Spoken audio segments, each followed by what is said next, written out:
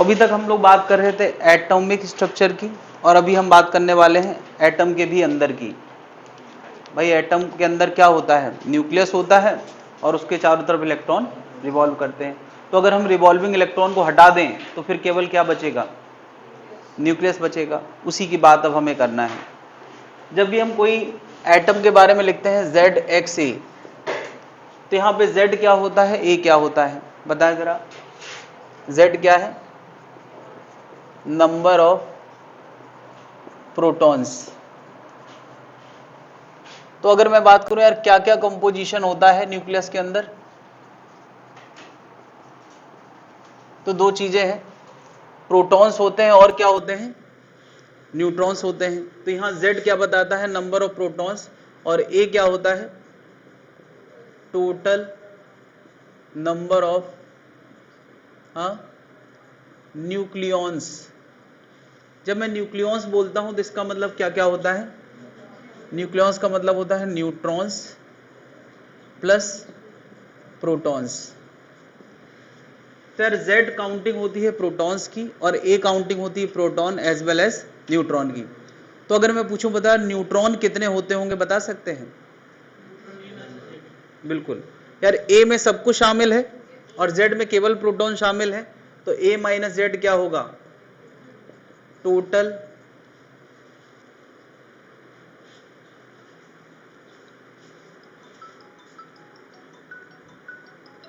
Hello hello sir आप रहने तो उसकी तबीयत ज़्यादा खराब हो गई है, उसको कुछ वॉमिटिंग वगैरह हो गई है। ठीक ठीक, कोई बात नहीं, मैं रिकॉर्डेड भेज दूंगा। Thank you sir.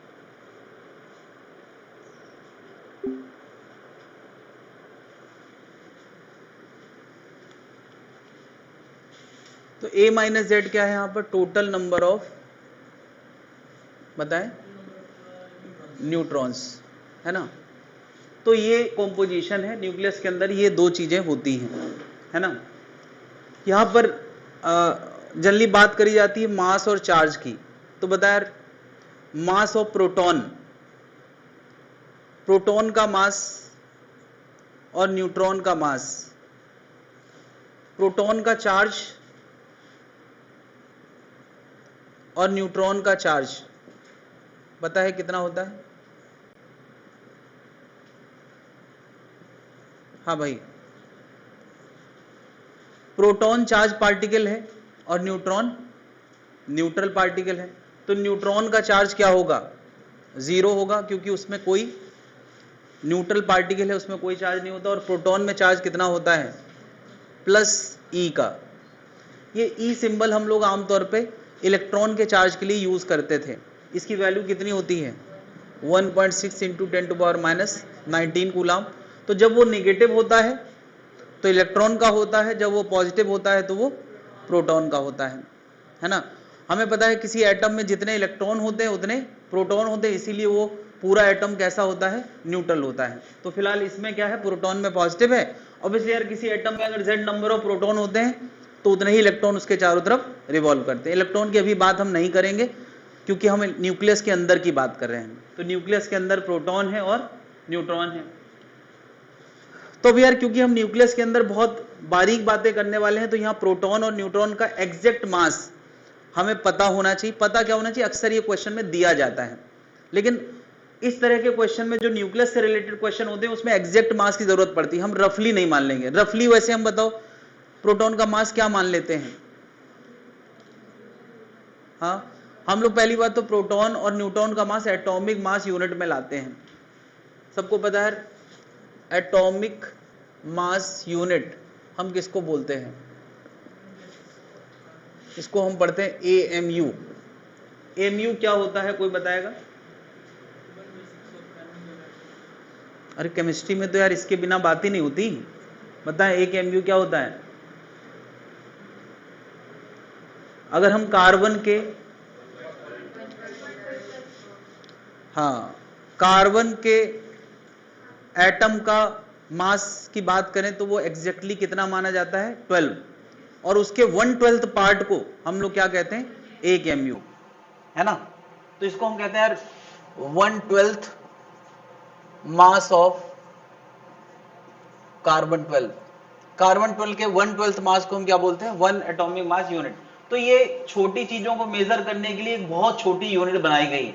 अब एटम जिस लेवल की चीजें हैं उसको उसी लेवल से कंपेयर करना आसान होगा नहीं, तो यार एटम को एटम के कंपेयर करके बताना, इसका मेथड निकाला गया क्या, एमयू।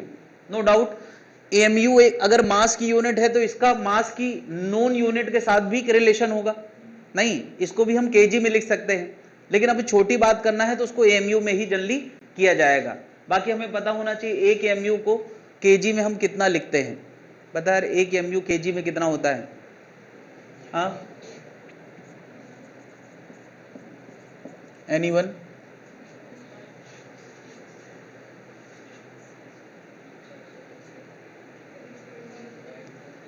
कभी जरूरत नहीं पड़ी,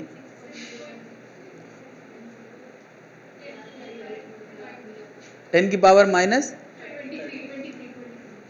एक तो तुम लोग एवोगाड्रो नंबर और सब कुछ मिला दे रहे हो, और नंबर क्या होता है 1.67। मास ऑफ प्रोटॉन भी हम आमतौर पे इतना ही लेते हैं जनरली, तो यार एक एमयू की वैल्यू हम लोग आमतौर पे इतनी लेते हैं, और यही रफली मास ऑफ प्रोटॉन ले लिया जाता है और यही रफली मास ऑफ न्यूट्रॉन ले लिया जाता है। यानी अगर कोई रफली बात करे तो मास ऑफ प्रोटॉन भी 1 एमयू होता है और न्यूट्रॉन भी 1 एमयू होता है, लेकिन यहां रफली बात से काम नहीं चलेगा, एग्जैक्ट बात से बात चलेगा। एग्जैक्ट प्रोटॉन का जो मास होता है वो होता है, किसी को पता है यार, वैसे लिख के दिया जाएगा, मुझे खुद नहीं याद रहता, ये आंसर आता है 1.0727 एमयू।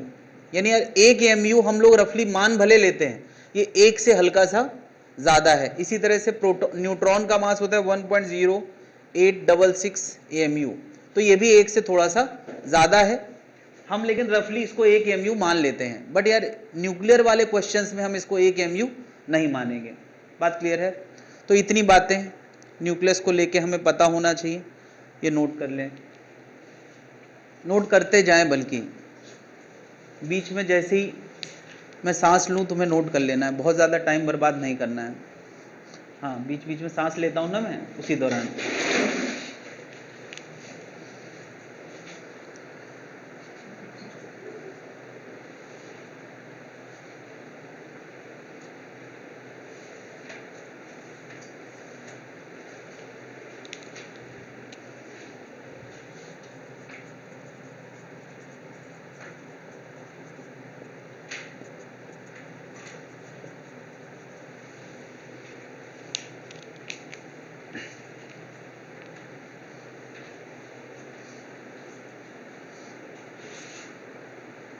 नोट कर लिया भाई? इस बार मैंने काफी लंबी सांस ली है।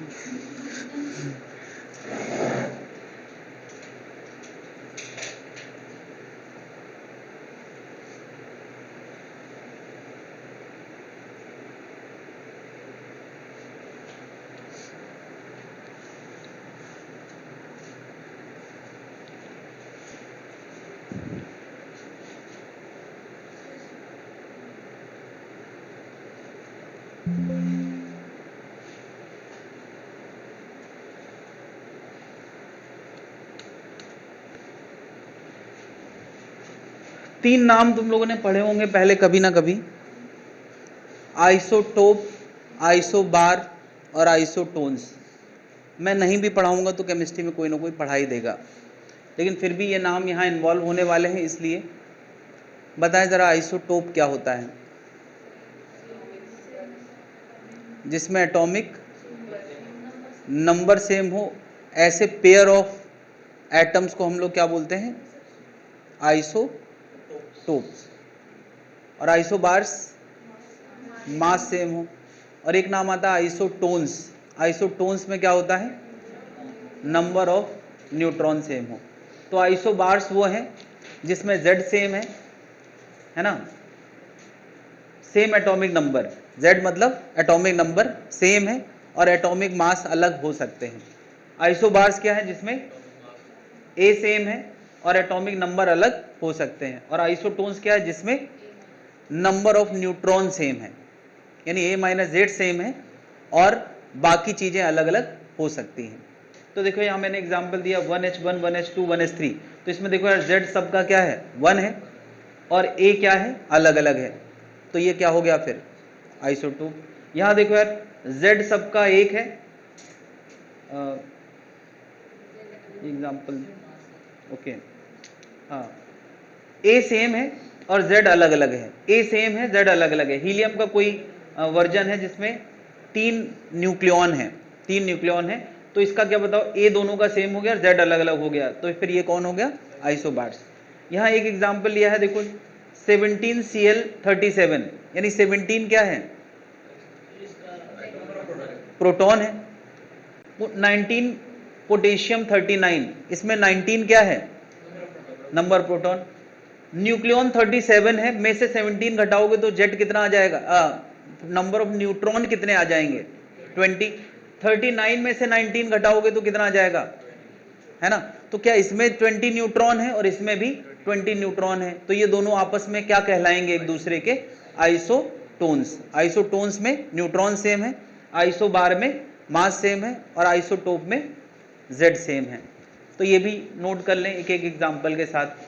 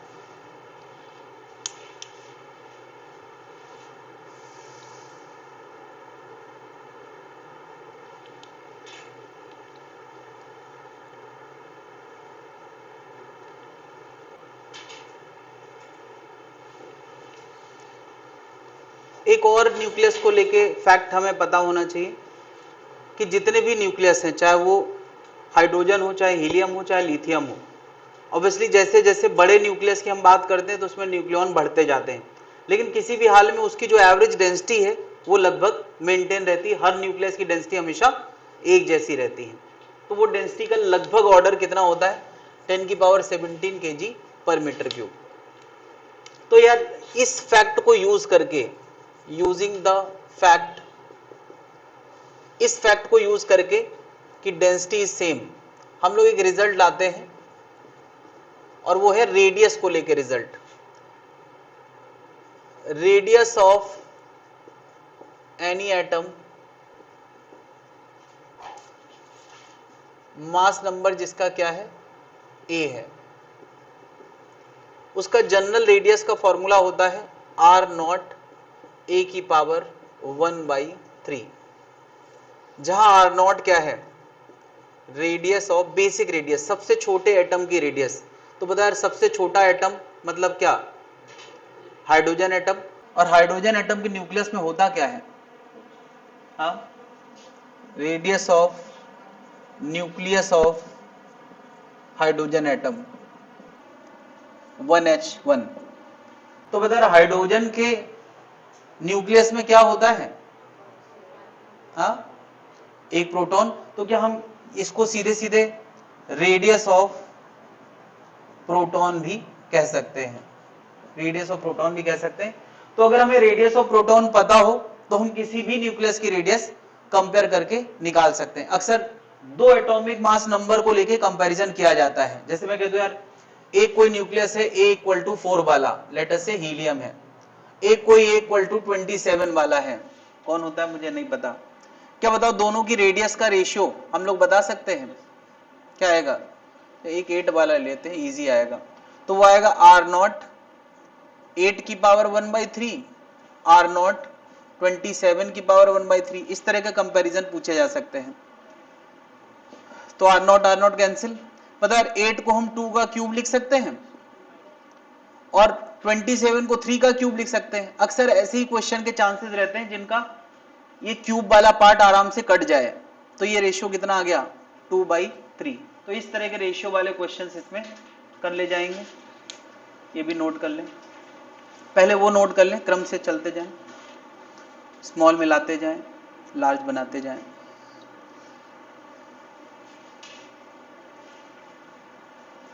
तो म्यूजिक सीडी का ऐड आया करता था टीवी पे, इसलिए तब से मुझे याद है।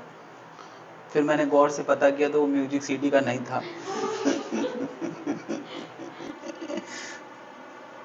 Royal Stag music mega music ऐसे बोला करते थे, समझने वाले समझ जाते थे ये किस चीज का ऐड है। क्या समझा यश? बाउंस हो गया ना?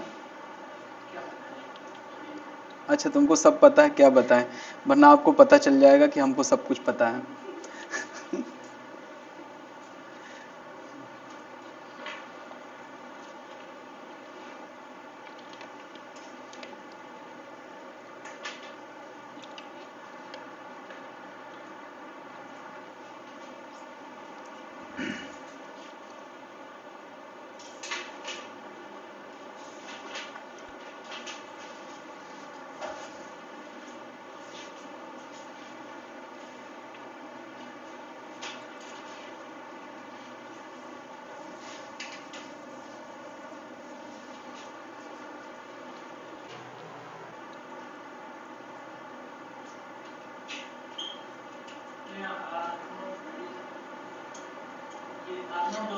आर नॉट की वैल्यू होती है 1.2 इंटू 10 की पावर -15 मीटर।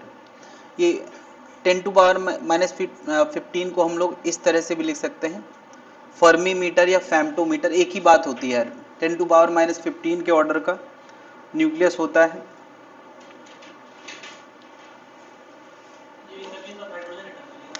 यस, या रेडियस ऑफ प्रोटॉन भी कह सकते हैं। तो अगर एक पता होगा तो बाकी हम निकाल सकते हैं। नोट कर लिया भाई लोग?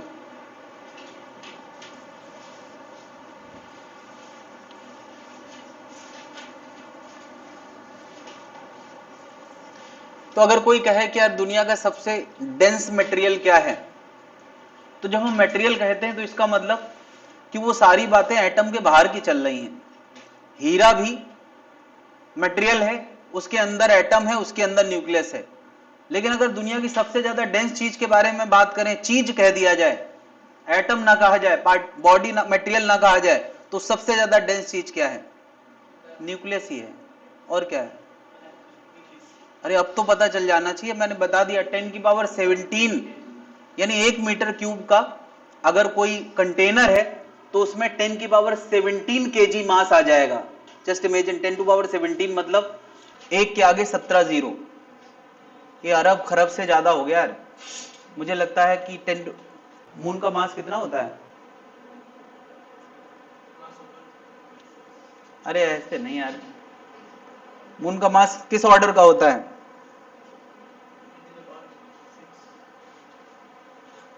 गूगल के जमाने में यार तुम लोगों को ये नहीं पता है। मास ऑफ मून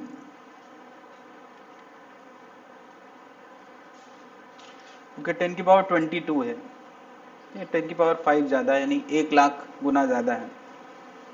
यानी मास ऑफ मून ज्यादा हो गया कुल।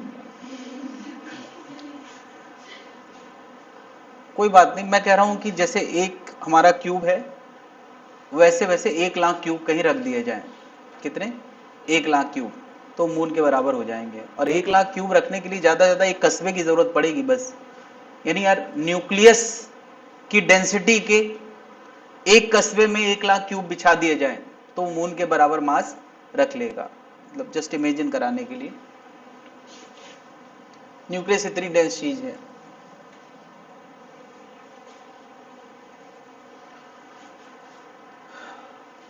तो इस टॉपिक में यार हमें क्या क्या, ये तो बात होगी भाई कि न्यूक्लियस के बारे में हम थोड़ा बहुत जान गए, उसके अंदर क्या एलिमेंट्स हैं, क्या चीजें हैं, लेकिन जो मेन कॉन्सेप्ट हमें एक्चुअली न्यूक्लियस में पढ़ना है वो पढ़ना है कॉन्सेप्ट ऑफ बाइंडिंग एनर्जी। एक बड़ा सवाल सबके मन में आता होगा कि प्रोटॉन प्रोटॉन किस नेचर के हैं, पॉजिटिवली चार्ज हैं और उसके बाद भी वो आपस में बंध के न्यूक्लियस के अंदर रहते हैं, तो उसके पीछे कोई स्ट्रॉन्ग वजह होना चाहिए, क्योंकि यार पॉजिटिव पॉजिटिव चीजें तो आपस में एक दूसरे को रिपेल करती हैं। तो वो स्ट्रॉन्ग वजह क्या है? वो स्ट्रॉन्ग वजह है स्ट्रॉन्ग न्यूक्लियर फोर्स। हम लोगों ने एक बार फंडामेंटल फोर्स के समय ये बात करी थी कि दुनिया का सबसे स्ट्रॉन्गेस्ट फंडामेंटल फोर्स कौन है? Strong nuclear force. तो न्यूक्लियर किस लिए बंधा है? हाँ,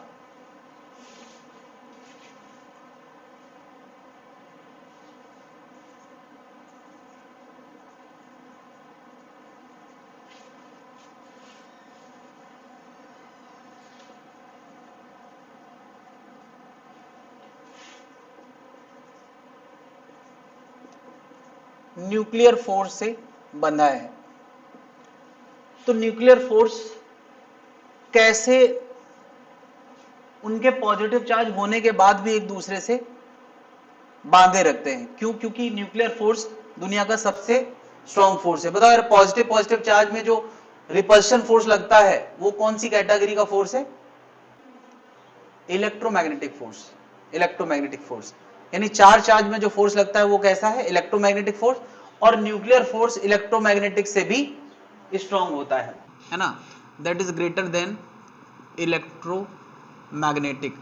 तो प्रोटॉन के अंदर इलेक्ट्रोमैग्नेटिक फोर्स होने के बाद भी अगर उनको हम बांध सकते हैं, यानी अगर एक न्यूक्लियस के अंदर बहुत सारे प्रोटॉन आपस में एक दूसरे के साथ बंधे हुए हैं, proton proton proton proton, obviously उसके साथ न्यूट्रल न्यूट्रॉन भी होते हैं, लेकिन ये प्रोटॉन आपस में बंधे हुए हैं, तो उनके पीछे वजह क्या है? Strong nuclear force.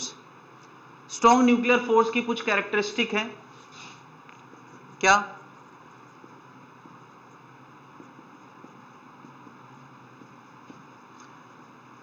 कि ये किस नेचर का होता है, अट्रैक्टिव या रिपल्सिव? हाँ, तो यार 1 फर्मी मीटर से लेके 4 फर्मी मीटर तक इसका नेचर कैसा होता है? अट्रैक्टिव। यानी अगर दो पार्टिकल इस रेंज के अंदर आ जाएं तो कैसा फोर्स लगता है? अट्रैक्टिव, है ना। If distance greater than 4 fermi metre हो जाए तो फोर्स क्या हो जाता है? Force become 0। यानी यार इस दूरी से बड़ा सेपरेशन अगर प्रोटॉन प्रोटॉन के बीच में हो जाएगा या न्यूट्रॉन प्रोटॉन के बीच में हो जाएगा तो फोर्स लगना क्या हो जाएगा? बंद हो जाएगा। यानी हम इसको कह सकते हैं यार ये एक शॉर्ट रेंज फोर्स है। शॉर्ट रेंज फोर्स कि एक रेंज से ज्यादा होने पर लगना बंद हो जाता है, एक रेंज के अंदर है तो लगता है। अगर ये डिस्टेंस 1 फर्मी मीटर से कम हो जाए तो क्या हो जाएगा? Less than 1 fermi metre. हाँ, तो ये कैसा फोर्स हो जाता है? रिपल्सिव फोर्स हो जाता है।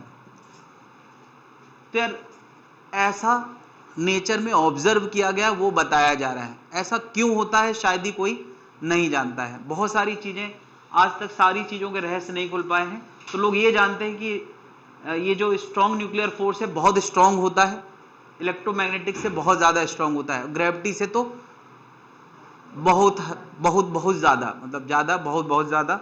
एग्जैक्ट फिगर है मेरे पास कितने गुना होता है,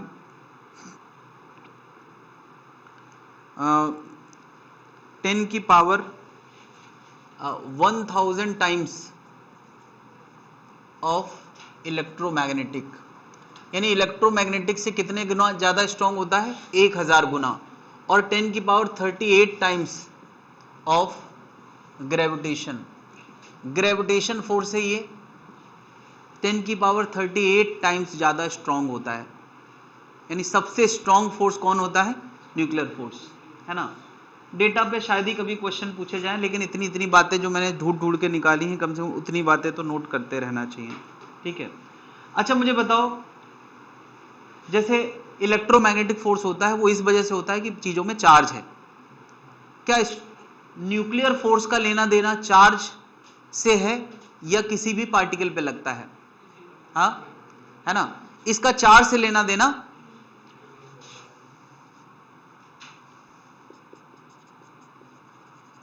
force is not related to charge। Obviously यार ये अलग फंडामेंटल फोर्स है, चार्ज से रिलेटेड इलेक्ट्रोमैग्नेटिक होता है और मास से रिलेटेड ग्रेविटेशन होता है। इसका ना मास से लेना देना है और ना चार्ज से लेना देना है, बस दो पार्टिकल होना चाहिए और इतने करीब होना चाहिए। इस डिस्टेंस के अंदर अगर दो पार्टिकल आ जाएंगे तो उनमें न्यूक्लियर फोर्स लगना शुरू हो जाएगा, है ना। तो अभी अगर कोई पूछे कल को न्यूट्रॉन न्यूट्रॉन में जो फोर्स लगता है, प्रोटॉन प्रोटॉन में जो फोर्स लगता है और न्यूट्रॉन प्रोटॉन में किस पे ज्यादा किस पे कम लगता है, तो तुम कहोगे कि न्यूक्लियर फोर्स कोई भेदभाव नहीं करता है, ये तीनों फोर्स क्या होंगे, इक्वल होंगे। बात क्लियर है। लेकिन कभी कभी क्वेश्चन को बदल के ऐसे पूछा जाता है कि नेट अट्रैक्टिव फोर्स किस में ज्यादा होगा, किस में कम होगा। तो जब नेट वर्ड यूज कर लिया जाए, नेट अट्रैक्टिव फोर्स, तो देखो यार प्रोटॉन प्रोटॉन में क्योंकि रिपल्सिव भी होता है और अट्रैक्टिव भी होता है, तो उसका नेट जब निकालोगे तो थोड़ा सा इसका फोर्स वीक पड़ जाएगा, जबकि इनमें और इनमें क्या, इसमें रिपल्सन तो होता नहीं है, केवल और केवल क्या होगा, अट्रैक्शन, तो इसका अट्रैक्शन ज्यादा होगा। अगर कभी कोई ऐसे कह दे नेट अट्रैक्टिव, तो नेट अट्रैक्टिव किसमें ज्यादा होगा, न्यूट्रॉन न्यूट्रॉन में, क्योंकि इनमें रिपल्सन नहीं होता। न्यूट्रॉन प्रोटॉन में, क्या न्यूट्रॉन प्रोटॉन आपस में इलेक्ट्रोस्टैटिक फोर्स लगाते हैं क्या, भाई प्रोटॉन पॉजिटिव है लेकिन न्यूट्रॉन तो न्यूट्रल है। जब दो चीजों में इलेक्ट्रोमैग्नेटिक फोर्स लगता है उसके लिए दोनों को चार्ज होना जरूरी होता है, एक भी न्यूट्रल होगा तो इलेक्ट्रोस्टैटिक फोर्स नहीं लगता है। इसका मतलब इसमें और इसमें नेट अट्रैक्टिव बराबर होगा, लेकिन प्रोटॉन प्रोटॉन में वो फोर्स थोड़ा सा कम पड़ जाएगा, क्योंकि इसमें अट्रैक्टिव तो है न्यूक्लियस का लेकिन रिपल्सिव भी तो है, इस वजह से हल्का सा वीक पड़ जाएगा।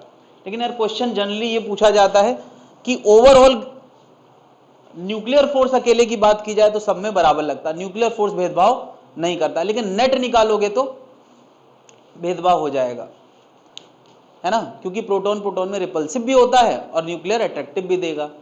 क्या इतनी बातें क्लियर है?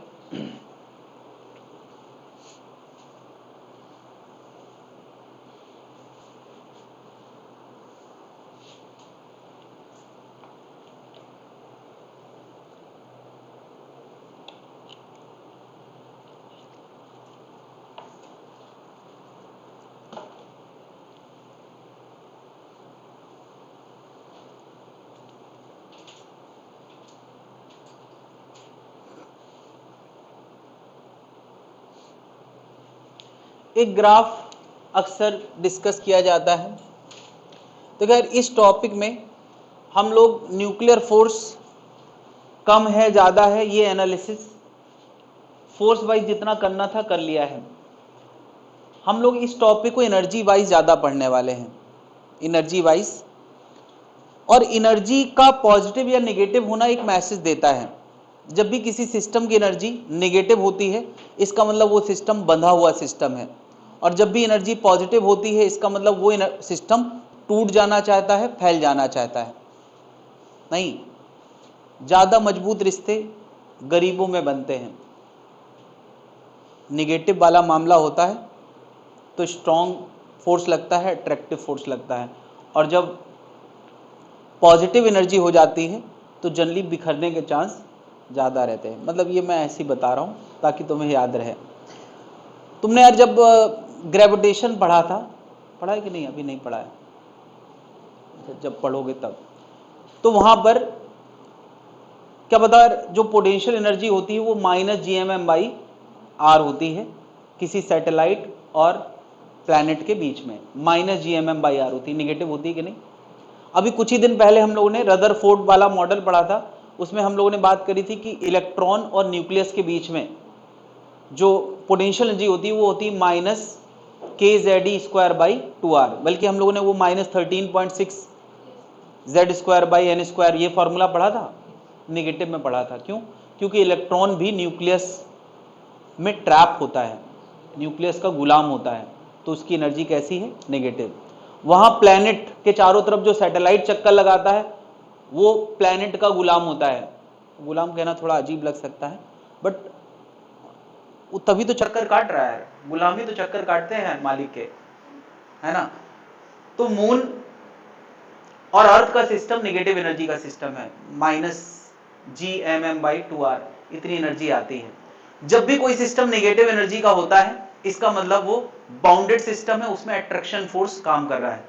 और जब भी कोई सिस्टम पॉजिटिव एनर्जी का होता है, जैसे दो पॉजिटिव चार्ज पास लाए जाए तो क्या उनकी पोटेंशियल जो होती है kQ1Q2/r²। तो अगर Q1 Q2 दोनों पॉजिटिव हैं तो एनर्जी भी पॉजिटिव आएगी। कोई एक नेगेटिव हो जाए तो एनर्जी कैसी आ जाएगी? नेगेटिव। और दोनों नेगेटिव हो जाए तो भी एनर्जी कैसी आएगी?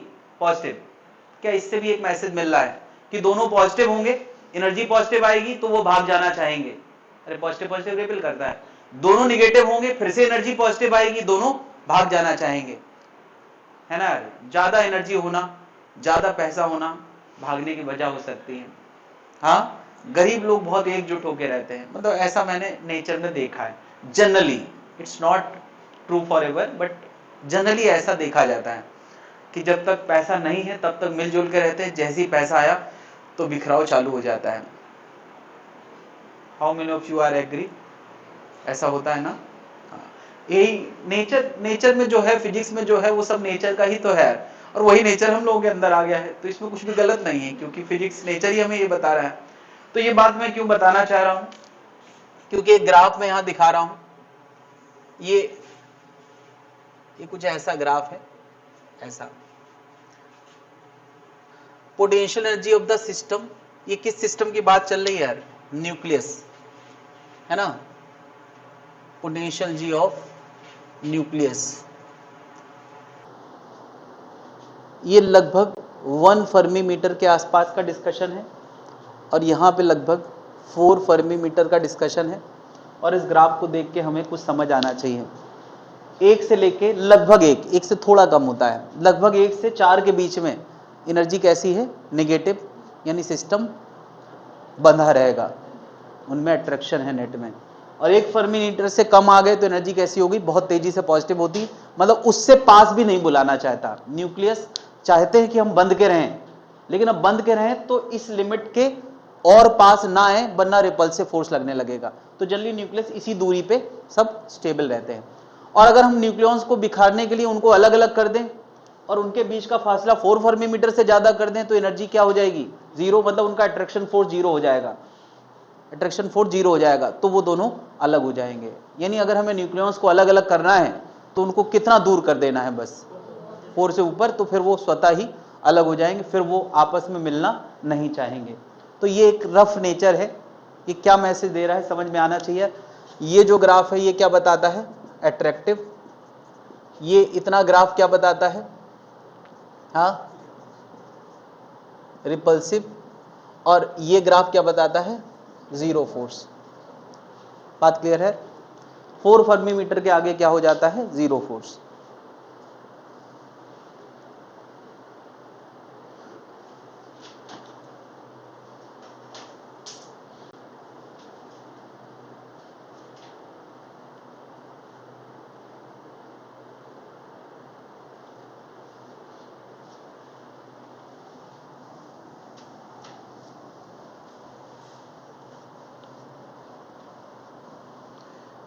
तो यानी यार जो सिस्टम नेगेटिव एनर्जी का है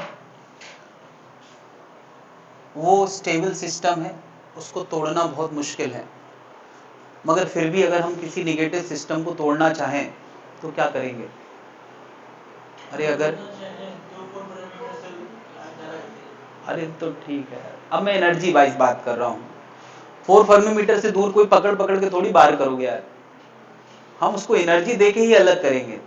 तो हम एनर्जी वाइज बात करें कि अगर कोई नेगेटिव एनर्जी के सिस्टम है और उसको हमें अलग करना है, ये बात मैं केवल इसके लिए नहीं कर रहा हूं, किसी भी सिस्टम के लिए। ये बताओ, अर्थ और मार्स का एक सिस्टम, अर्थ और मून का एक सिस्टम है। अगर मून को हमेशा हमेशा के लिए अर्थ से बाहर करना है तो उस सिस्टम की जितनी नेगेटिव एनर्जी है उतनी पॉजिटिव दे दो, हमेशा हमेशा के लिए अलग हो जाएगा। हम लोगों ने एटॉमिक स्ट्रक्चर में बात करी कि एक इलेक्ट्रॉन के अंदर -13.6, -3.4 माइनस ऐसी कुछ एनर्जी होती है किसी ऑर्बिट में। तो अगर मुझे फर्स्ट ऑर्बिट से निकालना है उसको हमेशा के लिए, तो जितनी एनर्जी नेगेटिव में है उतनी क्या दे दो, फ्री हो जाएगा। यानी फर्स्ट ऑर्बिट से निकालना है तो +13.4 दे दो, सेकंड से निकालना है तो +3.4 दे दो। नहीं, क्या ये सब बातें हम लोग कर चुके हैं? तो सेम लॉजिक इधर है कि अगर किसी सिस्टम में नेगेटिव एनर्जी है और उसको हम हमेशा हमेशा के लिए फ्री करना चाहते हैं, फैन बंद कर दो यार, ठंडा नहीं लग रहा? लग रहा ना? बोल नहीं पा रहे थे। अपने हक के लिए आवाज खुद ही उठाना पड़ेगी यार, है ना? या फिर तुम्हारे जैसा कोई और आवाज उठाएगा। हमेशा ना मिला अगर बगल में आवाज उठाने वाला तो बस सहते रहो।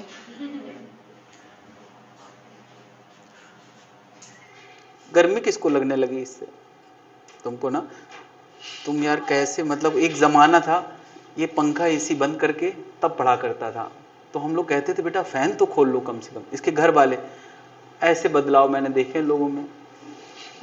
ये होता है कि इंसान तो ठीक है यार, एडजस्टिंग होता है, बट उसको फैसिलिटेट करने से वो बिगड़ जाता है। क्या ही हुआ है भाई? पहले जमाने में लोग बिना एसी बिना पंखे, वो हाथ वाले पंखे से गुजारा किए हैं। बताते होंगे मम्मी पापा लोग कि हमारे जमाने में ये सब नहीं होता था। और एसी तो लग्जरी होती थी, एसी रिक्वायरमेंट नहीं होती थी। अब जैसे हो गया कि एसी इज द रिक्वायरमेंट, उसके बिना लोगों को नींद ही नहीं आती। पहले एसी तो हम लोग दूर से देखा करते थे, अच्छा एसी मतलब कि ये तो लग्जरी है, जबरदस्ती का पैसा है तो बर्बाद कर रहे हैं, इस तरह का। ऐसे लोगों को ऐसे देखा जाता था। अब जैसे हम लोग मर्सिडीज BMW वालों को कैसे देखते हैं, पैसा है तो बर्बाद कर रहे हैं, कार तो ये भी चलती है। ये कार वाले एग्जांपल इस समय मेरे दिमाग में ज्यादा ही आ रहे हैं कुछ। कारण तो पता ही है। हाँ, अभी हाल में बहुत नुकसान किया है मैंने। और मैं तो निपटने वाला था 10 लाख में, वो टाटा पंच लेना थी मुझको, मगर घर वालों को मंजूर नहीं, वो चाहते नहीं कि आदमी सेविंग करे कुछ। कोई बात नहीं। हाँ, तुमने देख लिया है? आज तो मैंने अंदर खड़ी भी नहीं करी थी। Good observation. तुम IAS की तैयारी क्यों नहीं करते? वहां इस तरह के इंटरव्यू में क्वेश्चन पूछे जाते ना कि जब वो सीढ़ी चढ़ के आए, कितनी सीढ़ी चढ़ के, ये सब पता नहीं सब में प्रोपोगेट हो रहा है, कितनी सीढ़ी चढ़ के आए तो बता भी देता है। तो नहीं होता कि, तो अगर तुम्हारा इतना ऑब्जर्वेशन कि इधर उधर नजर घुमा लियो तो ठीक है, लेकिन पहले डॉक्टर बन जाओ, उसके बाद IAS का रास्ता होता है कि नहीं? होता है, लेकिन तब तक थक जाते हैं रास्ते चलते चलते। डॉक्टर बनते बनते लोग थक जाते हैं, फिर सोचते हैं अब क्या IAS बने, इसी को एंजॉय कर लें। कभी तो एंजॉय करें। कहाँ थे हम लोग? Negative energy. नेगेटिव एनर्जी मतलब, और नेगेटिव एनर्जी को तोड़ना है, पैसा फेंक दो, सिस्टम अपने आप डिस्ट्रॉय हो जाएगा। यानी गरीबी को तोड़ना है, उनके एकजुटता को तोड़ना है, तो हमें क्या करना पड़ेगा? एनर्जी देना पड़ेगी। एनर्जी दे दो, जितनी नेगेटिव मामला है उसको भर दो, फिल कर दो, तो अपने आप, है ना? तो यहां पे हम लोग एक बात करने वाले हैं नाम की बाइंडिंग एनर्जी। बाइंडिंग एनर्जी, और एक नाम आने वाला है रेस्ट मास एनर्जी। देखिए, सिस्टम की बात करी जाए तो nucleus is a system of negative energy. कैसी एनर्जी का सिस्टम है? Negative energy. तो हमें यार उस नेगेटिव एनर्जी को तोड़ना हो, उस सिस्टम को तोड़ना हो, अलग अलग करना हो। यानी मैं कह रहा हूं कि ये एक न्यूक्लियस है जिसमें बहुत सारे न्यूक्लियॉन्स आपस में न्यूक्लियर फोर्स से बंधे हुए हैं, और इनको मुझे क्या करना है? इनको सबको बिल्कुल दूर दूर कर देना है, इनकी रेंज से अलग कर देना है ना? तो हमें क्या बताओ, इसको क्या देना पड़ेगा? एनर्जी दे के इनको अलग अलग किया जा सकता है। तो हमें कितनी एनर्जी देना पड़ेगी? ये जितना नेगेटिव एनर्जी जोन में है उतनी पॉजिटिव एनर्जी प्रोवाइड करना पड़ेगी। तो बाइंडिंग एनर्जी बेसिकली इसी बात का नाम है। किस बात का नाम? कि हम सिस्टम को तोड़ने के लिए जितनी एनर्जी प्रोवाइड करते हैं उसी का नाम क्या है? Binding energy. और कितनी देते हैं? जितनी निगेटिव में है उतनी पॉजिटिव दे दो वो टूट जाएगा। नहीं, तो यहां energy required to separate all nucleons with each other, यानी सारे न्यूक्लियॉन को एकदम अलग अलग करने के लिए जितनी एनर्जी की जरूरत पड़ती है उसको हम क्या बोलते हैं? Binding energy. तो बाइंडिंग एनर्जी होती है या बाइंडिंग एनर्जी की जरूरत पड़ती है? जरूरत पड़ती है। बाइंडिंग एनर्जी कोई चीज नहीं है जो होती है, चीज ये है कि एनर्जी निगेटिव है जिसको हमें देना क्या पड़ेगा? पॉजिटिव। बात क्लियर है? तो बाइंडिंग एनर्जी की रिक्वायरमेंट होती है। बाइंडिंग एनर्जी कोई चीज है नहीं। बाइंडिंग एनर्जी, जैसे तुम लोग केमिस्ट्री में पढ़ते हो बॉन्ड एनर्जी, तो क्या बॉन्ड एनर्जी होती है या बॉन्ड एनर्जी वो रिक्वायरमेंट है जिससे बॉन्ड टूट जाता है? बॉन्ड एनर्जी वो रिक्वायरमेंट है जिससे बॉन्ड टूट जाता है। उसी तरह से यार वहां बॉन्ड तोड़ने के लिए एनर्जी होती है या न्यूक्लियॉन तोड़ने के लिए एनर्जी? ऑब्वियसली यार ये न्यूक्लियस के अंदर लेवल की बात है, वो एटम के लेवल की बात है, एटम एटम के ब्रेक बॉन्ड ब्रेक करने के लिए। उसी तरह की चीज है यार। जैसे यार कोई कहे यार हीट ऑफ कंबशन होती है, तो हीट ऑफ कंबशन होती है, बॉन्ड एनर्जी की रिक्वायरमेंट होती है, दो अलग अलग चीजें हैं। क्या हीट ऑफ कंबशन जैसी कोई चीज पढ़ी कभी? इसी दिन के लिए ना यार कि मैं उसका एग्जांपल लेके फिजिक्स भी समझा पाऊं, भूलने के लिए थोड़ी पढ़ी यार। इसी तरह से अब यार यहां पे एक नाम आने वाला है rest mass energy. Rest mass energy होती है कोई चीज के अंदर, किसी भी चीज के अंदर अगर m मास है, हम चाहे तो नहीं कर पाएंगे, ऊपर वाला चाहे तो उस पूरे मास को एनर्जी में कन्वर्ट कर सकता है या एनर्जी से मास बना सकता है। ऐसा माना जाता है कि दुनिया में जब बिग बैंग हुआ, बिग बैंग जानते हैं? हाँ, ब्रह्मांड की शुरुआत, तो पहले दुनिया में एनर्जी आई। क्या आई? यानी एक छोटे से गोले से पूरी दुनिया में एनर्जी फैलना स्टार्ट कर गई। फिर उस एनर्जी का कन्वर्जन किसमें हुआ? मास में। तो पहली बार न्यूट्रॉन, प्रोटॉन, इलेक्ट्रॉन बने और फिर उनसे क्या बना? एटम। और फिर वो एटम जुड़ के मैटर बनाए, फिर वो मैटर के टुकड़े जुड़ जुड़ के प्लैनेट, स्टार और ये सब बनाए। ऐसा माना जाता है ना? तो मैं यहां पे बात कर रहा हूं कि इसका मतलब कि एनर्जी को फाइनली मास में या मास को एनर्जी में कन्वर्ट किया जा सकता है, भले हमारे पास मेथड ना हो, मगर है वो एक ही फॉर्म। इसके एविडेंस हमारे न्यूक्लियस के अंदर ही मिलते हैं, है ना? तो हम एक इमेजिनरी बात कर रहे हैं कि अगर किसी मास को पूरी तरह से एनर्जी में कन्वर्ट कर दिया जाए तो वो कितनी एनर्जी देता है। ये किसने बताया था? आइंस्टाइन ने। और उसका वो फेमस फॉर्मूला क्या है? E = mc²। तो यार किसी भी मास को पूरी तरह से एनर्जी में कन्वर्ट करने पे जितनी एनर्जी निकलेगी उसी को हम बोलते हैं rest mass energy. Rest mass energy का मतलब क्या है? किसी भी मास को, है ना, energy that can produce by some mass if it is completely converted to energy। यानी एक मास के अंदर कितना ज्यादा से ज्यादा एनर्जी निकालने की क्षमता है? E = mc²। तो जब भी हम m मास से c² मल्टीप्लाई करते हैं तो जो आंसर आता है वो क्या होता है? उसकी रेस्ट मास एनर्जी, है ना? हाँ, c क्या है यहाँ पर? बिल्कुल c क्या है यहाँ पर? Speed of light. कितना होता है इसकी स्पीड? 3 × 10⁸ मीटर/सेकेंड। और m कोई भी मास हो, चाहे वो इलेक्ट्रॉन को, चाहे प्रोटॉन को, चाहे ये स्टेबल को, चाहे चेयर को, कुछ भी, उसको अगर पूरी तरह से कोई मास एनर्जी में कन्वर्ट कर पाए, ऐसे हम कर नहीं पाएंगे अपने नॉर्मल इंस्ट्रूमेंट की मदद से। ये रेस्ट मास एनर्जी है। अब मुझे बताओ कि जब भी कोई न्यूक्लियॉन अलग अलग हैं, तब इनके अंदर अट्रैक्शन है या नहीं है? नहीं है। लेकिन जब उनको कंबाइंड कर दिया जाए यानी अलग अलग से कंबाइंड कर दिया जाए, ऐसा कर दिया जाए, तो इस सिस्टम में एनर्जी कैसी है? नेगेटिव। इसमें एनर्जी कैसी है? नेगेटिव।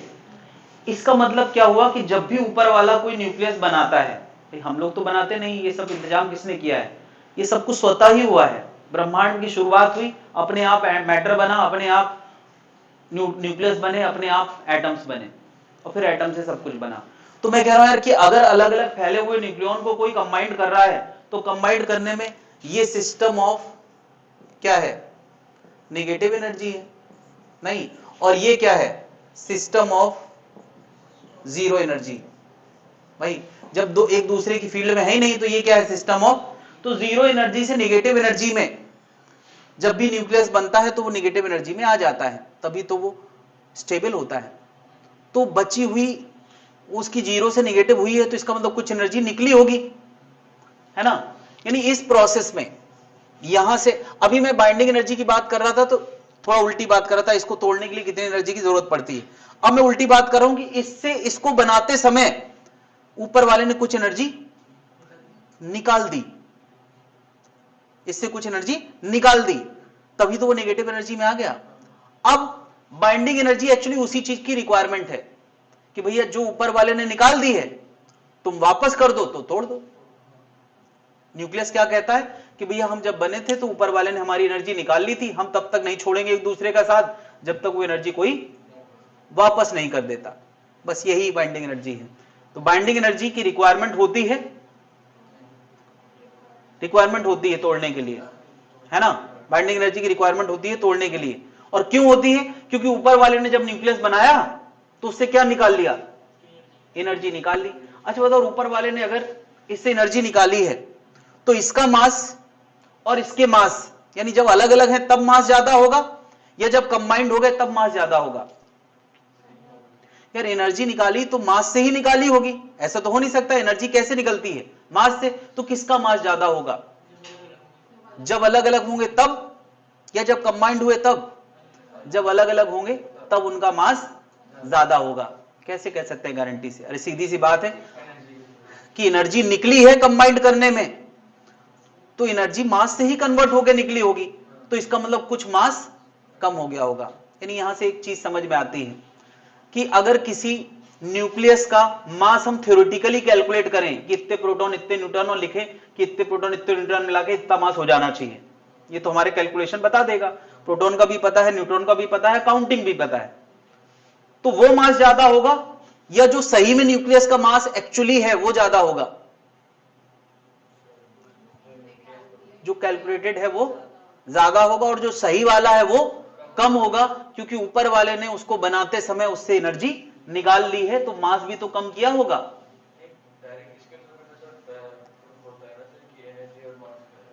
हाँ, यही तो मैं बताने की कोशिश कर रहा हूं कि यानी यार मास जब वो सेपरेट है तब, मास जब न्यूक्लियस बन गया में कौन सा मास ज्यादा होगा? जब वो सेपरेट है। तो यहां हम एक बात करते हैं मास डिफेक्ट की। मास डिफेक्ट बता, मास डिफेक्ट कितना आ गया? वो डेल्टा एम हम कैसे निकालेंगे? मास ऑफ थ्योरेटिकल, ये जब सेपरेट है, या इसको हम थ्योरेटिकल मास कहते हैं। थ्योरेटिकल मतलब कि हम अंदाजा लगाते हैं कि इतने प्रोटॉन इतने न्यूट्रॉन है तो कितना, तो मास थ्योरेटिकल माइनस मास एक्चुअल, है ना यार? मास एक्चुअल। तो यार थ्योरेटिकल ज्यादा होगा, एक्चुअल कम होगा, और ये जो मास में कमी आई है उसी से तो एनर्जी निकली है, उसी से तो एनर्जी निकली है, और वही एनर्जी की तो जरूरत है तोड़ने के लिए। तो अगर कोई तुम्हें बाइंडिंग एनर्जी निकालना चाहे, नहीं, या कोई पूछे कि ऊपर वाले ने न्यूक्लियस बनाने में कितनी एनर्जी निकाल ली, दोनों एक ही बातें हैं भाई। जितना तोड़ने के लिए चाहिए उतनी कभी निकाली गई है, तो वो कैसे आएगा? वो आएगा डेल्टा एम इंटू क्या? C square. Delta M into सी स्क्वायर से। क्या ये जनता समझ पा रही है? अब मैं एक और चीज बता रहा हूं, क्या बताओ, जब वो सेपरेट है तब उसकी रेस्ट मास एनर्जी कितनी होगी? व्हेन सेपरेट, तब उसकी रेस्ट मास एनर्जी कितनी होगी? हाँ, वो होगी m सेपरेट इंटू सी स्क्वायर। जब कंबाइंड है तब रेस्ट मास एनर्जी कितनी होगी? तब होगी m कंबाइंड इंटू सी स्क्वायर। यही होगी कि नहीं?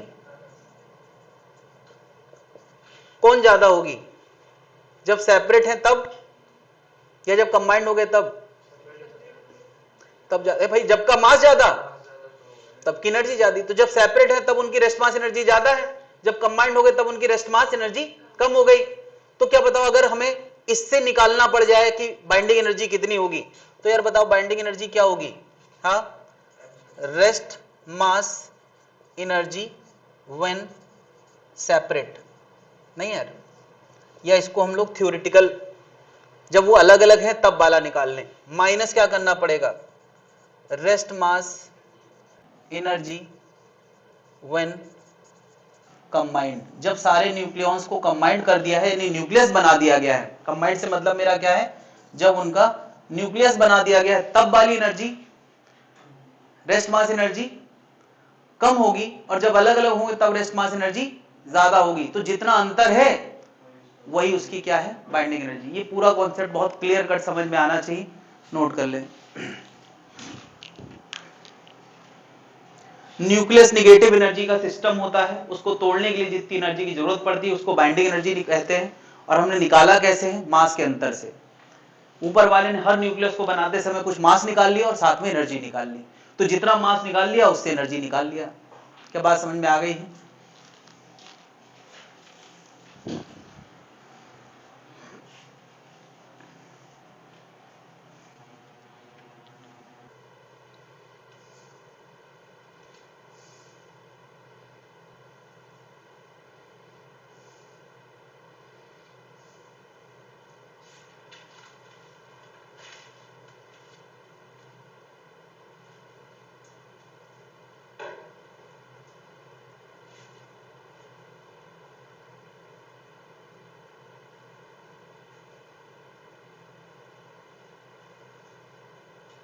यार अभी मैंने एक मास ऑफ न्यूट्रॉन प्रोटॉन लिखा है, तो उसमें एक जीरो मुझे लगता है मैंने कम बताया। क्या 1.00 है? 1.000727 है और 00866 है। 2 बार जीरो है भाई, सही कर लें, सही कर लें जरा।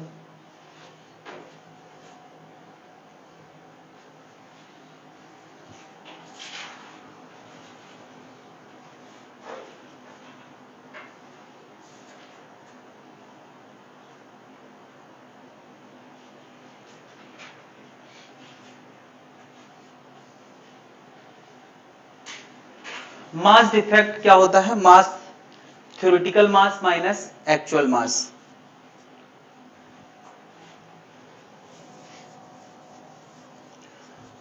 तो अब यार ये जो कॉन्सेप्ट अभी समझ में आया है, इसको हम थोड़ा सा मैथमेटिकली देखने वाले हैं।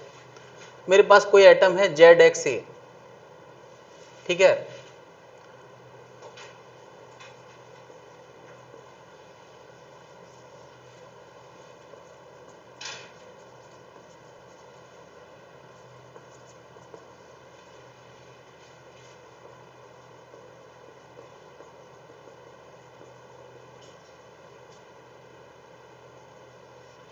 इतना नोट कर ले पहले।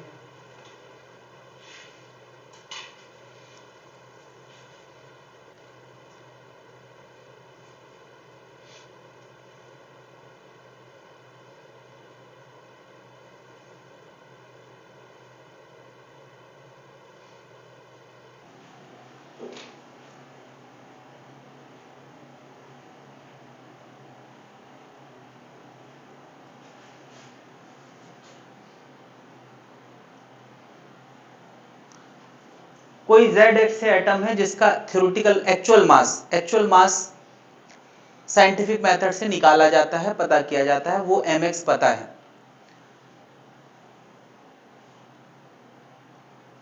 ओके, बाकी लोग ट्रेंड किए जा चुके हैं, वो लिखते लिखते भी सुनना सीख चुके हैं थोड़ा बहुत। धीरे धीरे तुम लोगों के साथ भी ये टॉर्चर होगा, सीख जाओगे। ऑब्वियसली यार, बिना टॉर्चर के कहाँ कोई बदलता है? हाँ और क्या, अगर रोज हम 5 किलोग्राम से एक्सरसाइज करेंगे तो 7 किलोग्राम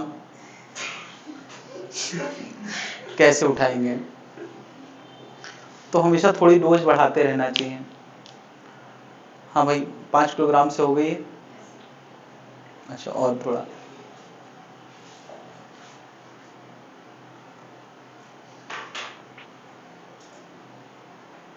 नोट कर लिया तुमने? तुम तो बहुत दिनों से उठा रहे हो 7 किलोग्राम।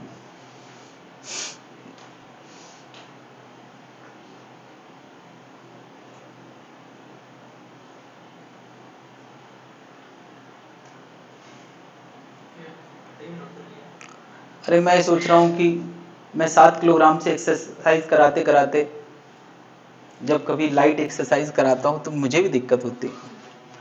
नोट कर लिया भाई? अब कर ही लेंगे। मैं कह रहा हूँ यार किसी ZX से एटम का थ्योरेटिकल मास कैसे कैलकुलेट करोगे? Z उसमें क्या है, प्रोटॉन की काउंटिंग, तो उसमें प्रोटॉन का मास कितना हो गया, ZMP, MP पता है ना यार, और न्यूट्रॉन कितने हैं, A माइनस Z, तो A माइनस Z इस संख्या को किससे मल्टीप्लाई करना है, मास ऑफ न्यूट्रॉन से, तो ये क्या हो गया थ्योरेटिकल मास, और ये क्या हो गया एक्चुअल मास। तो मास डिफेक्ट कैसे आएगा? हाँ यार ये मास थ्योरेटिकल हो गया और ये क्या हो गया एक्चुअल हो गया, तो मास डिफेक्ट कैसे आएगा, m theoretical minus m actual, ये मास डिफेक्ट आ गया, डेल्टा m कह दे, है ना। अब जनरली हम लोगों को मास ऑफ प्रोटॉन AMU में पता होता है और न्यूट्रॉन भी किस में पता होता है, ये सब किस में पता होता है AMU में, ये भी किस में पता होता है AMU में, तो अक्सर ये भी हमें जो पता होगा क्वेश्चन में किस में पता होगा AMU में, तो ये आंसर भी किस में आ गया एटॉमिक मास यूनिट में। अब हमें इस मास डिफेक्ट की मदद से क्या निकालना है, बाइंडिंग एनर्जी।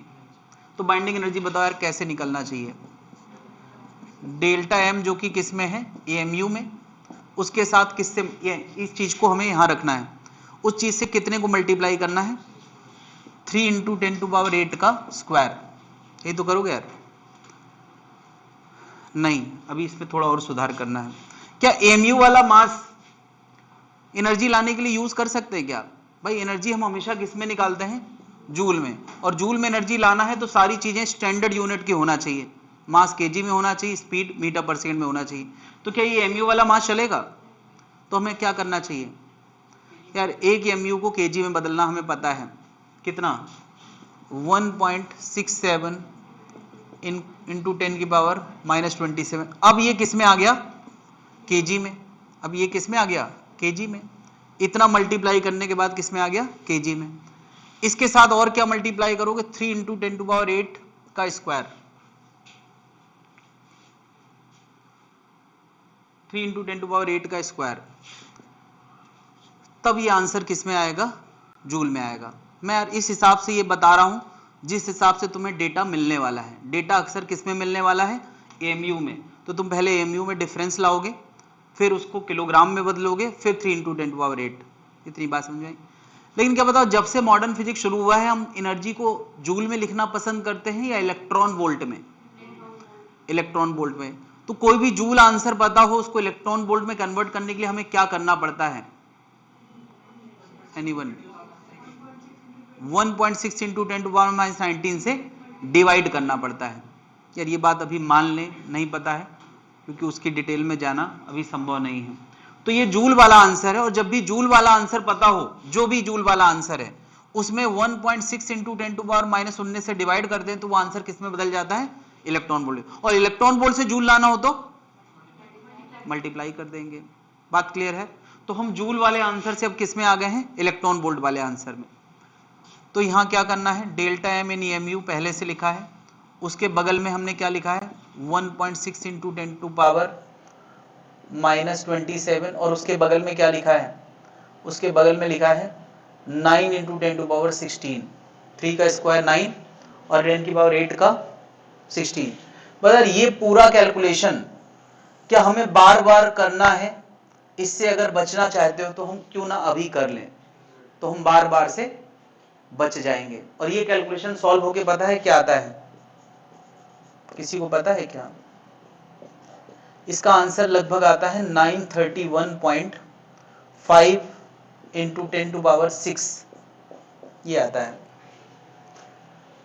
0.5 भी होता है बट इतना इग्नोर करते हैं, ऐसा इतना आंसर हमें याद रखना है। और ये रिजल्ट अब याद रखना है सीधे सीधे, क्योंकि हम बार बार ये कैलकुलेशन नहीं करेंगे। और ये कैलकुलेशन तो बहुत ही गंदा है, किसका करने का मन करेगा? कर रहा है क्या किसी का? तो करके चेक कर ले, यही आएगा। नहीं करना भाई, भरोसा करो। तुम लोग एक तो भरोसा नहीं करते, तुरंत शुरू हो जाते। ठीक है, फिर भी कर लो। तो डेल्टा एम इन एमयू, और ये आंसर अब क्या आ गया है? 931 इंटू 10⁻6 को आमतौर पे हम बोलते हैं मेगा। किलो के बाद आता है मेगा, तो हम इसको लिख देंगे यार मेगा इलेक्ट्रॉन वोल्ट। तो अब हम यार 10⁻6 लिखना भी बंद कर देते हैं, और अब आंसर किस में आ गया? m is mega electron volt. इस यूनिट में हम आंसर निकालना चाहते हैं। तो यार ये बाइंडिंग एनर्जी का सीधे सीधे फॉर्मूला हमें याद रखना है, और आंसर सीधे किस में आएगा? मेगा इलेक्ट्रॉन वोल्ट में। हाँ,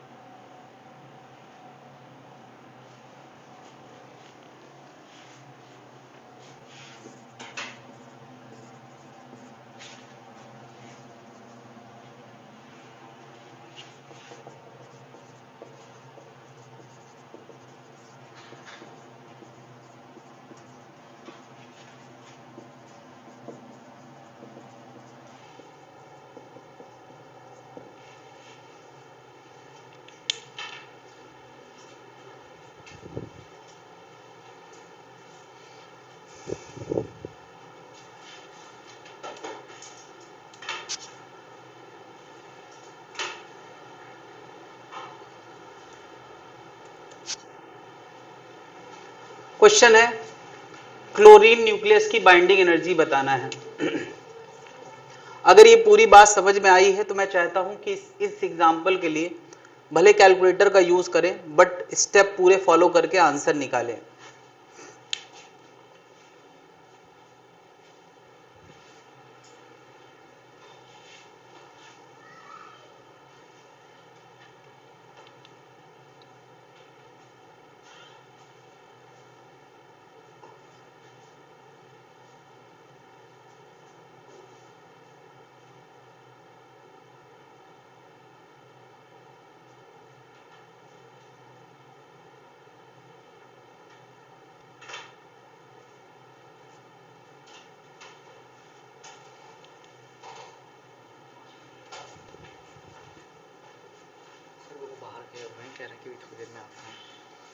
अमित शाह का फोन था क्या?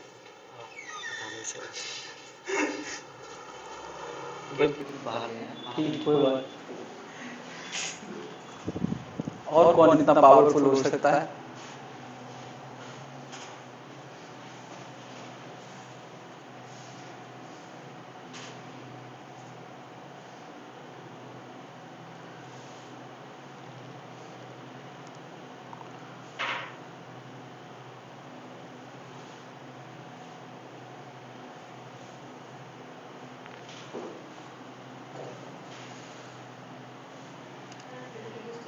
हाँ बिल्कुल करना ही है, मतलब क्योंकि ऐसा कम चांस है कि ऐसा कोई क्वेश्चन पूछने वाला है।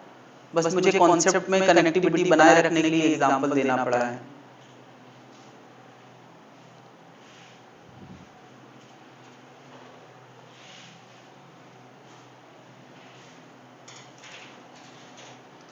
आंसर ऑब्वियसली यार binding energy of the chlorine nucleus चाहिए मुझे, किसमें चाहिए, एमईवी में। एमईवी बोले तो मेगा इलेक्ट्रॉन वोल्ट में आंसर चाहिए।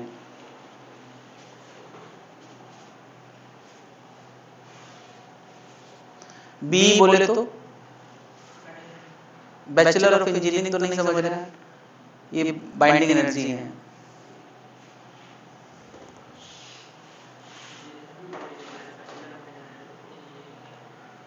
नहीं भाई,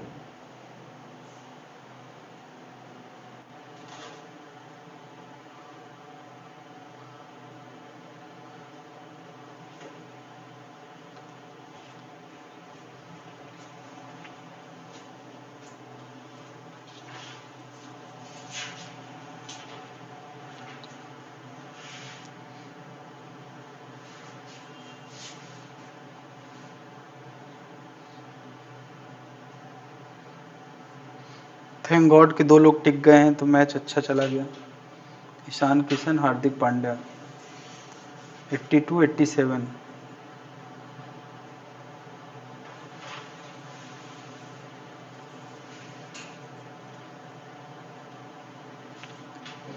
दोनों आउट भी हो चुके हैं। अभी बॉलर्स ने मोर्चा संभाल रखा है। 5 ओवर बचे हैं। पाकिस्तान के साथ मैच है आज, तुम लोगों को नहीं पता? क्रेजी खत्म हो गया मैच का। कभी पाकिस्तान वाले मैच में तो लोग एक्टिव हो जाते हैं।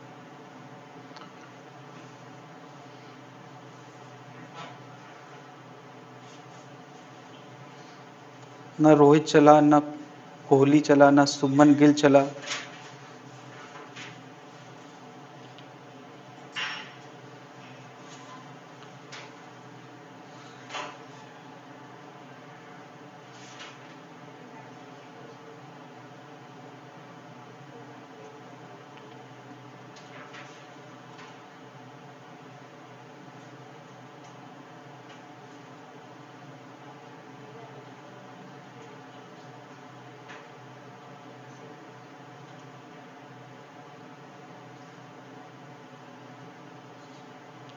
हाँ भाई, कुछ आगे बढ़ो यार, स्पीड लाओ भाई। यस, यही करना है। हाँ, और इसको कैलकुलेटर से करके आंसर बताएं कहाँ तक पहुंचे। यस, ठीक, यही आंसर है। लगभग 280 के आसपास आ रहा है। कितना आया? हाँ ठीक है, इतना ही लगभग आ रहा है। तो तुम मल्टीप्लाई कर रहे हो क्या भाई? ओके, तो बता यार, एक्चुअल मास तो दे ही रखा है, कैलकुलेटेड मास हम लोग निकाल लेते हैं। कैलकुलेटेड मास क्या होता है? Z M P A minus Z M N. तो जेड कितना है यार क्लोरीन का? 17 इंटू 1.00727। और ए माइनस जेड कितना है भाई यार? 35 में से 17 गया, कितना बचा यार? 1.00866। ये हमारा टोटल मास। कोई बताएगा ये मल्टीप्लाई और ऐड करके कितना आया है? 35.27 अबाउट। उसके आगे भी 2 डिजिट आए होंगे। 27। तो भाई राउंड ऑफ करने का नियम लगाना चाहिए हम लोगों को। अगर मैं आगे के डिजिट छोड़ रहा हूं तो इसको हमें 7 नहीं लिखना चाहिए। क्या लिखना चाहिए? 28। यहां ये छोटा सा नंबर मैटर करता है क्योंकि बहुत बारीक सा इसमें और इसमें बहुत छोटा सा अंतर है, और वो अंतर में अगर हम अंतर कर देंगे तो आंसर काफी अंतर वाला आ जाएगा। तो बता मास डिफेक्ट कितना आ गया? हाँ, मास डिफेक्ट तो यार ऊपर वाले ने इस मास को इस मास में कन्वर्ट कर दिया है, यानी कुछ मास गायब कर दिया है, और वो मास ऑब्वियसली एनर्जी के फॉर्म में बाहर निकला होगा। कितना? 35.28 माइनस 34.98, ये कितना आ गया जनता बताए? 31 इतना आ गया भाई, 31 आया है। तो यार बाइंडिंग एनर्जी कितनी आएगी? बाइंडिंग एनर्जी हमने क्या पढ़ा है? अगर हमें डेल्टा एम इन एमयू पता चल जाए तो हमें किससे मल्टीप्लाई करना है? 931 से। तो 0.31 है, मैं 0 ही लिख देता हूं, वैसे भी एक की गलती मैंने करी, चलो 31 ही लिख देते हैं। कैलकुलेटर जिंदाबाद। बताओ जरा कितना आंसर आ रहा है?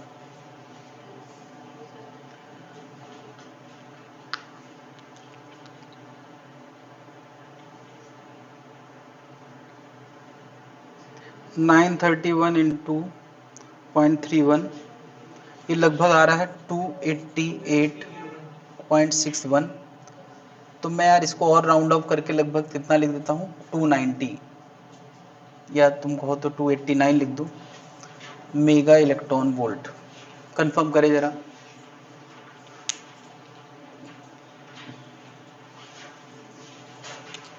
तो ये एनर्जी क्या बताती है? इसके अंदर जितने भी 35 न्यूक्लियॉन हैं, उन 35 न्यूक्लियॉन को अलग अलग करना चाहते हो तो हमें क्या करना पड़ेगा? इतनी एनर्जी दे के इनको अलग अलग करना चाहिए, इतनी एनर्जी दे के इनको अलग अलग किया जा सकता है। तो ये इसकी क्या है? Binding energy. तो अब यार किसी न्यूक्लियस की स्टेबिलिटी, कितना स्टेबल न्यूक्लियस है, उसका लेना देना क्या इसी चीज से होना चाहिए? ज्यादा बाइंडिंग एनर्जी मतलब उसको तोड़ने के लिए ज्यादा एनर्जी, ऐसा हमें महसूस होता है कि बाइंडिंग एनर्जी ही स्टेबिलिटी का पैमाना होना चाहिए, नहीं। अच्छा, जैसे मैंने ये क्लोरीन के लिए निकाल लिया, अब यार हर एलिमेंट, जितने भी हमने पीरियोडिक टेबल में एलिमेंट, उनके न्यूक्लियस के लिए अगर मुझे बाइंडिंग एनर्जी निकालना पड़े तो नहीं निकाल सकते, बस उसका एक्चुअल मास कोई दे दे, थ्योरेटिकल तो हम खुद ही निकाल लेंगे। तो साइंटिस्ट ये काम कर चुके, हमें करना नहीं है। बस मैं ये बताना चाह रहा था कि साइंटिस्ट ने कैसे किया है, ठीक है। एक बता दिया है तो तुम पूरी पीरियोडिक टेबल के हर एलिमेंट के लिए बाइंडिंग एनर्जी निकाल सकते हो, हाइड्रोजन को छोड़ के, क्योंकि हाइड्रोजन में कुछ बंधा ही नहीं।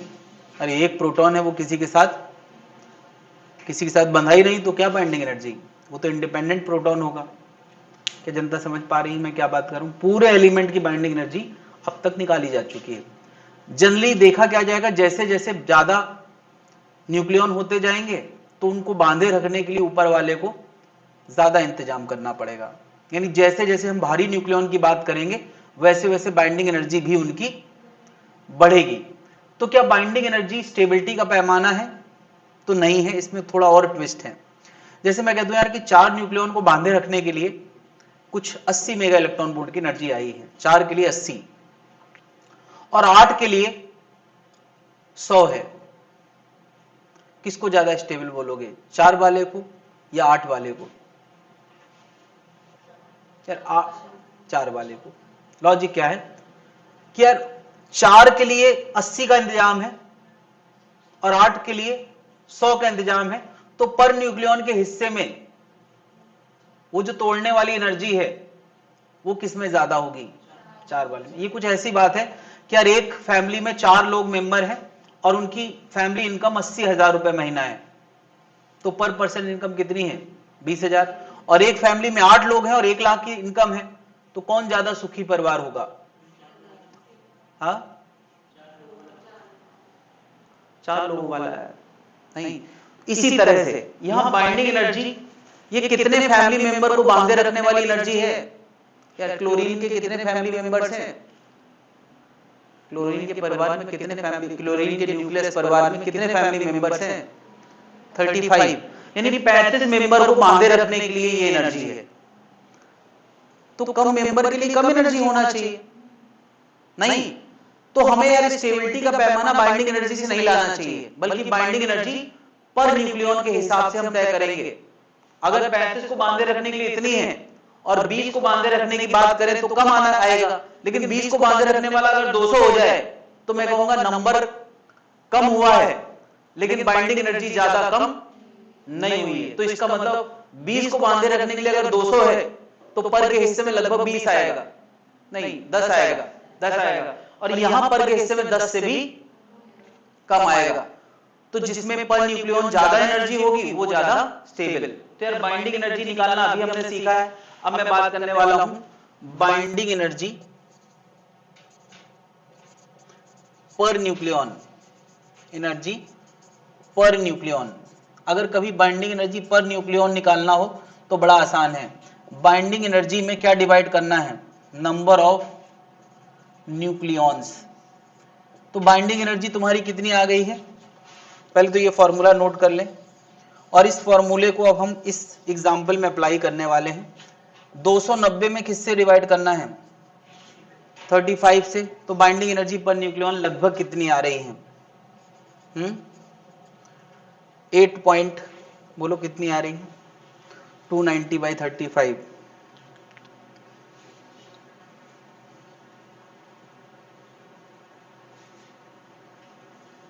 ये लगभग आ रही कितनी, 8.28 मेगा इलेक्ट्रॉन वोल्ट।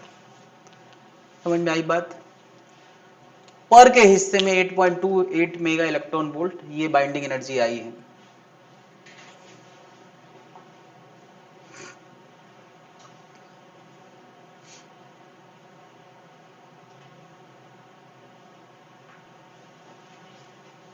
कितनी बात जनता समझ पा रही है। तो यार जैसे मैंने क्लोरीन का बाइंडिंग एनर्जी पर न्यूक्लियॉन निकाला है, उसी तरह से हम सारे एलिमेंट जो नेचर में एग्जिस्ट करते हैं उन सब का बाइंडिंग एनर्जी पर न्यूक्लियॉन ला सकते हैं। और साइंटिस्ट ये काम कर चुके हैं और उनकी बाइंडिंग एनर्जी पर न्यूक्लियॉन का एक ग्राफ साइंटिस्ट ने ड्रॉ किया है। इस ग्राफ को जरा हम देखें ध्यान से, बल्कि ग्राफ को मैं इतना मुश्किल क्यों दिखा रहा हूँ, चलो ये एक्चुअल है इसलिए इसको देख लें। क्या बाइंडिंग एनर्जी पर न्यूक्लियॉन, ई बाइंडिंग मतलब बाइंडिंग एनर्जी अपॉन ए का मतलब, तो बाइंडिंग एनर्जी पर न्यूक्लियॉन का ए के साथ ग्राफ ड्रॉ किया गया है। ए मतलब मास नंबर के साथ। तो हम क्या देख रहे हैं कि यार 40 से नीचे वाले जो एलिमेंट हैं जिनका मास नंबर 40 है उनकी बाइंडिंग एनर्जी रिलेटिवली कम है, और शुरुआत वाले जो एलिमेंट है उनकी तो बहुत कम है। देखो 1s2 मतलब जिसमें एक प्रोटॉन एक न्यूट्रॉन हो, उसका बाइंडिंग एनर्जी पर न्यूक्लियॉन सबसे कम है, सबसे छोटा यही होगा, क्योंकि 1s1 तो के लिए बाइंडिंग एनर्जी का कोई मतलब ही नहीं है। तो यार सबसे छोटे वाले की एनर्जी भी काफी, बाइंडिंग एनर्जी पर न्यूक्लियॉन काफी कम है। अच्छा भूलना नहीं, बाइंडिंग एनर्जी वो एनर्जी होती है जिससे उसको तोड़ा जा सकता है। तो बता इसमें सबसे स्टेबल एलिमेंट्स कौन से हैं, सबसे स्टेबल न्यूक्लियस कौन से हैं, 40 से लेके 80 वाले, क्योंकि उनकी बाइंडिंग एनर्जी पर न्यूक्लियॉन सबसे ज्यादा आई है। जिनकी बाइंडिंग एनर्जी पर न्यूक्लियॉन सबसे ज्यादा है, इसका मतलब उनको तोड़ने के लिए ज्यादा एनर्जी की जरूरत पड़ेगी, यानी वो वाले एलिमेंट सबसे ज्यादा स्टेबल हैं। तो 40 से कम वाले कम स्टेबल हैं और 80 से ज्यादा वाले कम स्टेबल हैं। यानी यार छोटे परिवार और बहुत बड़े परिवार ये दोनों ही न्यूक्लियॉन्स में दुखी हैं, और जिनकी फैमिली मिडिल साइज की है 40 से 80 मेंबर की वो सुखी हैं यार।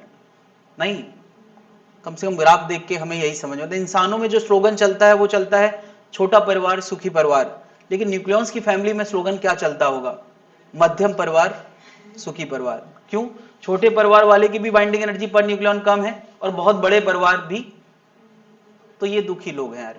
कौन लोग, बहुत छोटे बहुत बड़े। लेकिन ये न्यूक्लियॉन्स की फैमिली की बात चल रही, इससे कोई मैसेज मत निकाल लेना मध्यम परिवार बड़ा परिवार 40 से 80 का परिवार 40 से 80 का परिवार न्यूक्लियॉन्स की फैमिली का सबसे सुखी परिवार होता है, लेकिन इंसान के लिए 4 लोगों का परिवार सबसे ज्यादा सुखी होता है। क्या ये बात इससे पता चल रही है हम लोगों को, सबके स्लोगन अलग अलग हैं, बात क्लियर है। तो यहां कुछ देखने वाली बात है कि बाइंडिंग एनर्जी पर न्यूक्लियॉन। तो अच्छा बताओ यार, अगर ऐसा है तो जब भी कभी छोटे परिवार के मुखिया आपस में मिलते होंगे तो क्या बातें करते होंगे, क्या कहते होंगे कि आओ हम अपने बीच की ये दीवार हटा दें और हम 2 परिवार मिलकर एक परिवार हो जाएं, ताकि हम भी मध्यम कैटेगरी के परिवार हो जाएं, स्टेबल कैटेगरी के लोग कहलाएं। तो नहीं एक ऐड आता था, दो भाई होते हैं अगल बगल दीवार खड़ी कर देते हैं झगड़ा होने पे अंबुजा सीमेंट से, फिर उनके इमोशन जागते हैं कुछ दिन बाद और फिर कहते हैं आओ भाई हम अपने बीच की ये दीवार हटा दे, लेकिन अंबुजा सीमेंट से बनी थी वो टूट नहीं। तो ये छोटे परिवार क्या बातें आपस में करते होंगे कि आओ हम अपने बीच की ये दीवार खत्म कर दें और मिलके एक हो जाएं, यानी ये फ्यूजन की बातें करते होंगे। फ्यूजन मतलब कि मिलके एक हो जाएंगे तो वो स्टेबल हो जाएंगे, तो उनको तोड़ना मुश्किल हो जाएगा, उनकी बाइंडिंग एनर्जी बढ़ जाएगी।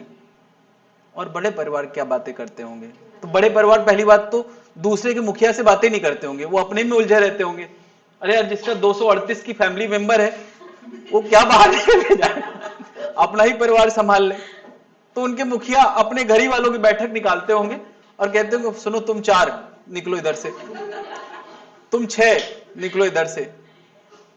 जनरली बहुत बड़े पार्टिकल रेडियो एक्टिव होते हैं, और रेडियो एक्टिव में क्या होता है, हीलियम न्यूक्लियस निकलते हैं बाहर। तो हीलियम न्यूक्लियस क्या है, 2 प्रोटॉन 2 न्यूट्रॉन का एक गुच्छा है।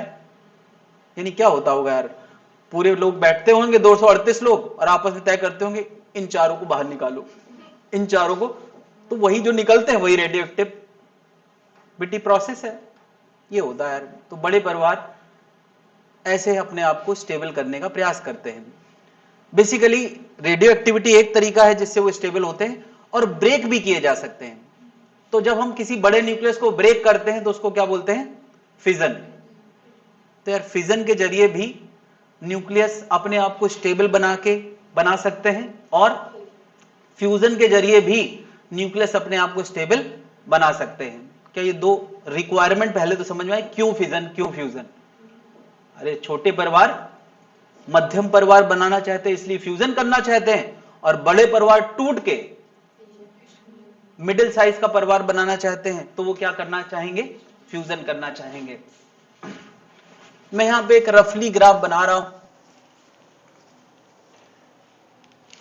ऐसा कोई मैंने ग्राफ बनाया है बाइंडिंग एनर्जी पर न्यूक्लियॉन का, ये रफली बनाया है, एक्चुअल तो वही है। मैंने यहाँ एक ए एलिमेंट बनाया है, एक बी बनाया है, एक सी बनाया है, एक डी बनाया है, एक ई बनाया है।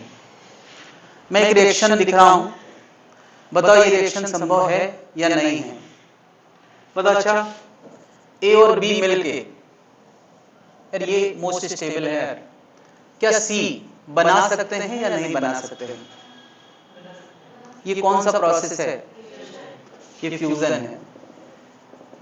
ए और बी मिलके सी बना सकते हैं। अगर सी टूट के ए और बी बनाएगा या नहीं बनाएगा। यार जो स्टेबल है वो दुखी वाले लोगों में क्यों आना चाहेगा, यानी सी तो ऑलरेडी स्टेबल था तो वो ए और बी बनाना नहीं चाहेगा, यानी ये प्रोसेस संभव नहीं है, ये प्रोसेस संभव है। मुझे बताओ क्या डी और ई मिलके सी बनाना चाहेंगे या नहीं। बड़े परिवार मिलके नहीं बनाते हैं, बनना है बड़े बड़े मिलके और बड़ा बनाएंगे तो ये भी संभव। क्या डी टूट के 2 सी बना दे, संभव है, या ई टूट के 3 सी बना दे, ये संभव है। क्या बात समझ है, यानी यार दुखी परिवार टूट के सुखी परिवार की कैटेगरी में आ जाए ये संभव है।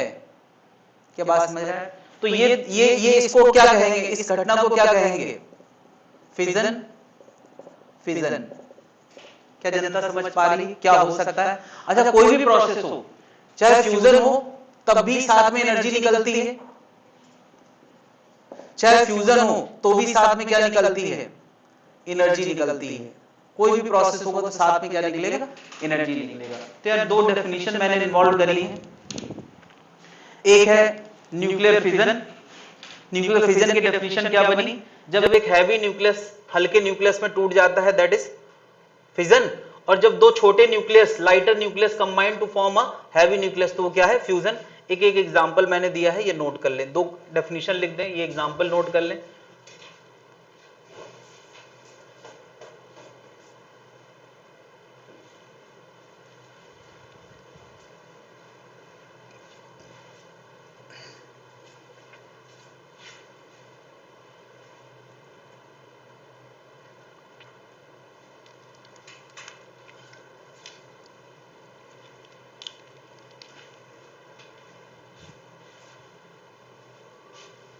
ये कितने से कितने के बीच में, 40 से लेके 80 तक मोस्ट स्टेबल न्यूक्लियस होते हैं।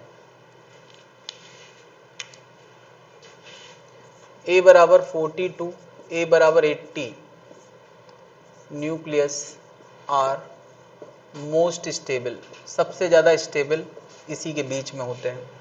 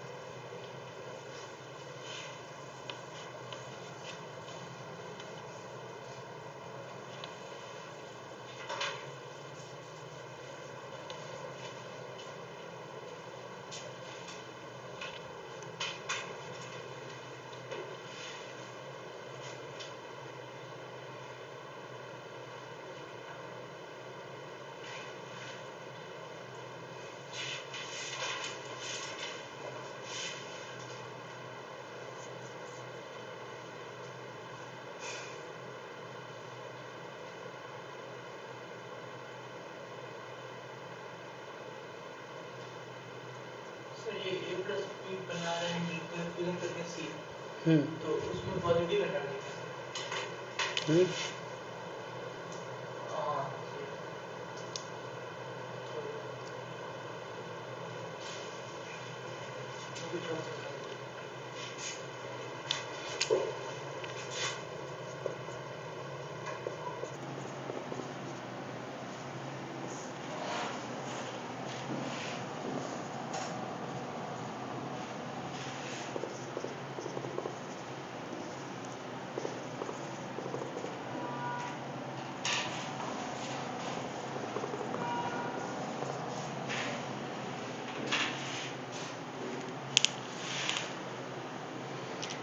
मैंने ऐसे एग्जाम्पल कोई एलिमेंट का ले लिया है, कोई बड़ा न्यूक्लियस छोटे छोटे न्यूक्लियस में टूटा है, वो क्या है, फिजन।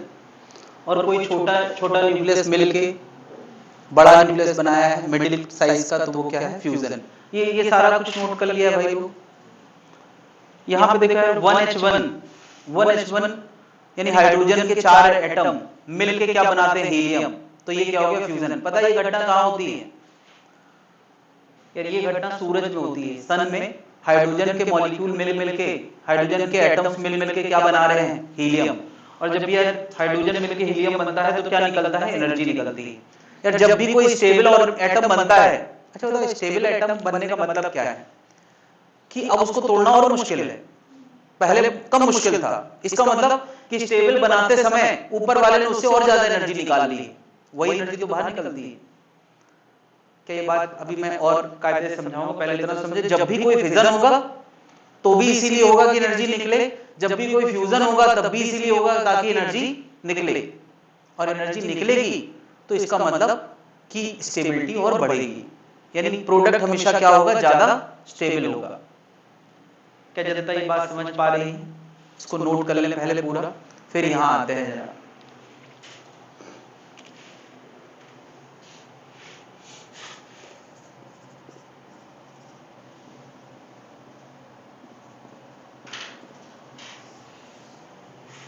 मैं इन दोनों के लिए कॉमन बात कह सकता हूं, प्रोडक्ट्स आर मोर स्टेबल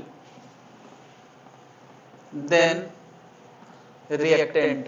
क्या ये कम, अगर इनके प्रोसेस में एनर्जी निकली है, एनर्जी निकली है, यानी यार जितने भी न्यूक्लियर प्रोसेस हैं वो एक्सोथर्मिक होते हैं, यानी जब भी फिजन होता है तो भी एनर्जी निकलती है, हैवी न्यूक्लियस का फिजन होगा, और जब भी फ्यूजन होगा तो भी एनर्जी निकलती है।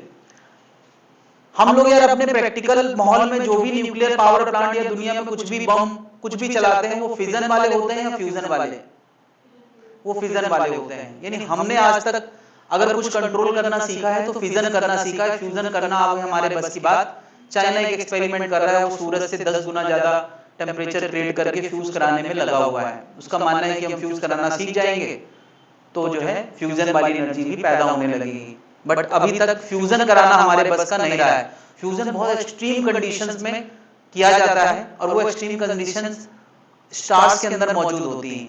हमारे पास वो कंडीशंस मौजूद नहीं है, वो कर रहे हैं अलग बात है। हालांकि जब भी कोई इस तरह के एक्सट्रीम एक्सपेरिमेंट होते हैं ना तो बहुत खतरा होता है। सोच के देखो यार कि इस एक्सट्रीम प्रोसेस के दौरान कोई ब्लैक होल क्रिएट हो जाए, हमें नहीं पता है कि जब आज तक हुआ नहीं जो चीज, वो सही कंडीशंस में ना कराने पर क्या होगा हमें नहीं पता।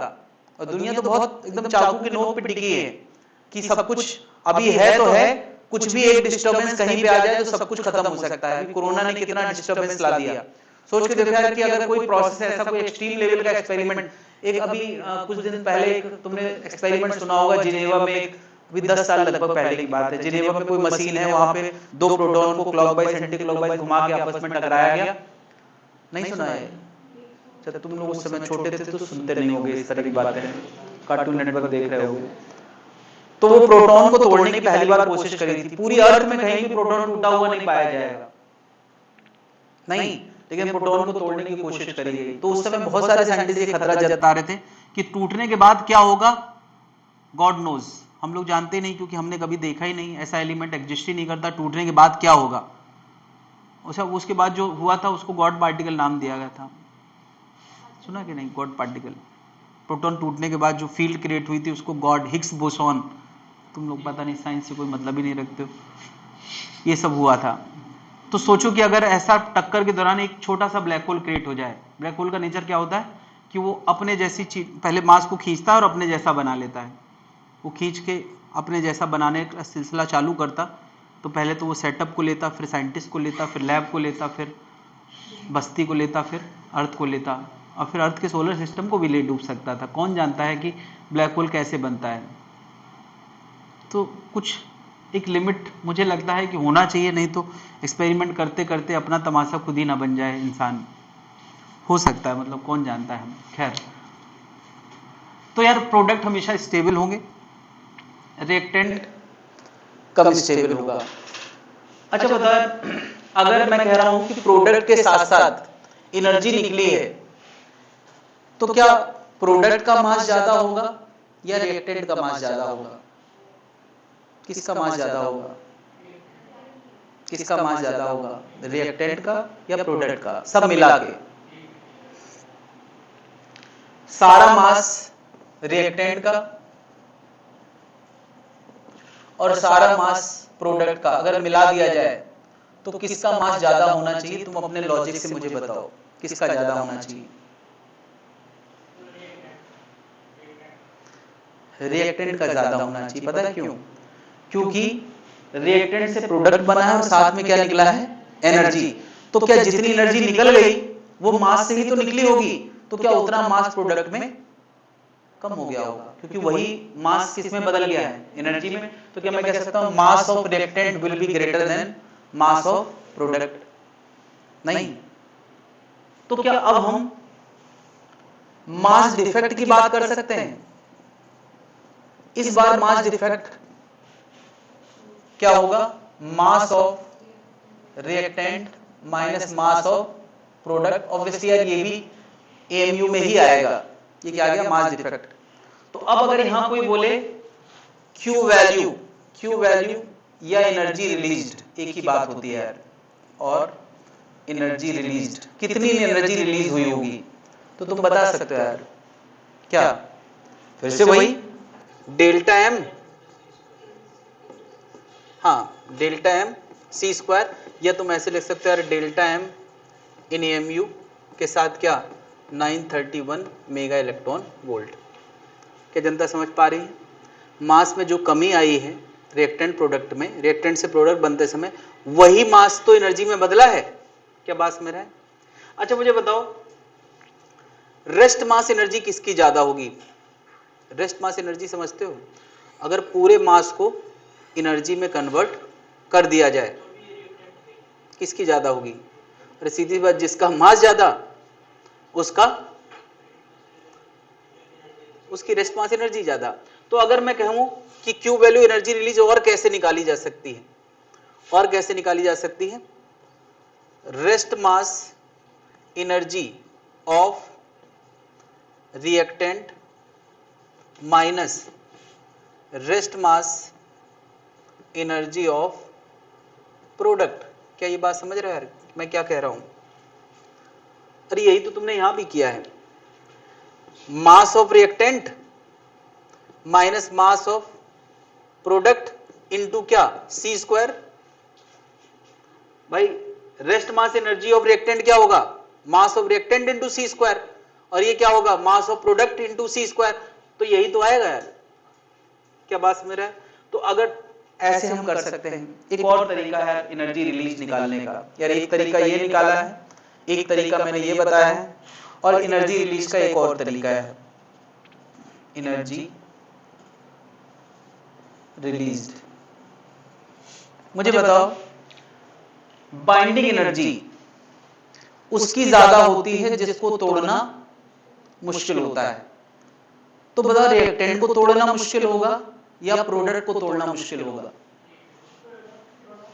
ज्यादा स्टेबल कौन है? प्रोडक्ट है ना। अब प्रोडक्ट को तोड़ना मुश्किल क्यों हो गया? क्योंकि यार देखो जब भी प्रोडक्ट बना है तो एनर्जी निकली है, तो ऊपर वाला अब क्या चाहता है कि जितनी अभी निकली है पहले तो वो वापस करो, नहीं, और फिर रिएक्टेंट तोड़ने के लिए और एनर्जी चाहिए होगी। नहीं समझे? जो अभी अभी एनर्जी निकली है प्रोडक्ट बनते समय वो भी तो वापस करना पड़ेगी अगर उसको तोड़ना है पूरी तरह से। तो पूरी तरह से तोड़ना है तो पहले तो ये एनर्जी जो निकली वो वापस करो तब रिएक्टेंट बनेगा, और फिर रिएक्टेंट को तोड़ना है तो वो तो एनर्जी देना ही पड़ेगी।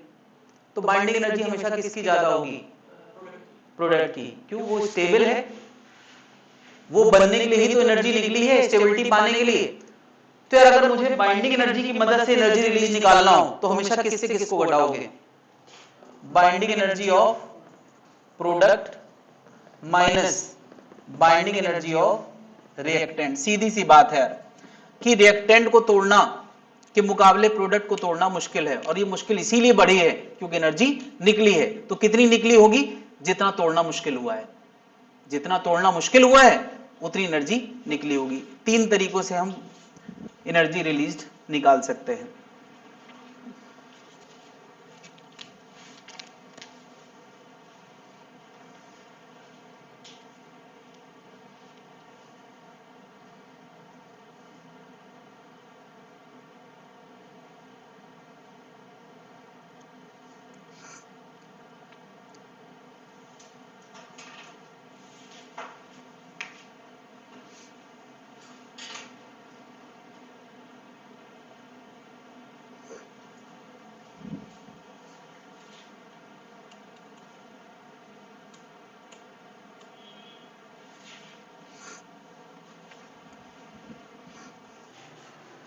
क्वेश्चन नंबर 36 को छोड़ के, क्वेश्चन नंबर 50 को छोड़ के 36 मॉडर्न फिजिक्स की और शीट रखी है क्या? इनको दे दो एक। 36 को और 50 को छोड़ के बाकी सारे क्वेश्चंस अब ट्राई करना है, सारे के सारे क्वेश्चंस अब ट्राई करना है। इसका डिस्कशन कभी ना कभी हो ही जाएगा यार। अभी तक रह गया कोई क्या?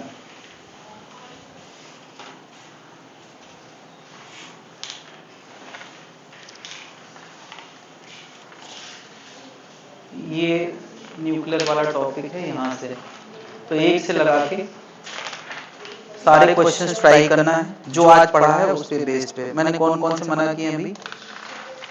क्वेश्चन नंबर 35, 36 ये थोड़ा मोमेंटम बेस्ड है।